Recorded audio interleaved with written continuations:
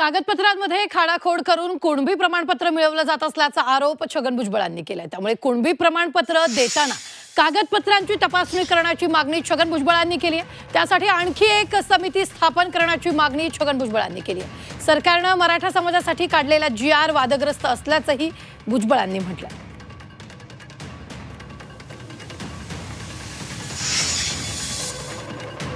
हाताने लिहिलेला आहे, सरळ सरळ। हा ओरिजिनल दस्तऐवज एक दाखवतो तुम्हाला, तुम्ही नंतर पहा। खोडून लिहिलं आहे, हाताने लिहिलं आहे।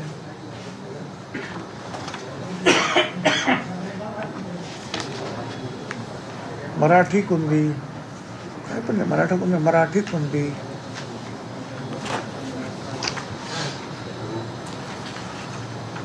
मराठा कुणबी हाताने लिहिलं आहे। हस्ताक्षर शाही सगळ्यात फरक आहे। म्हणजे असं तुम्ही खडाखोड करून लिहिलेलं आहे।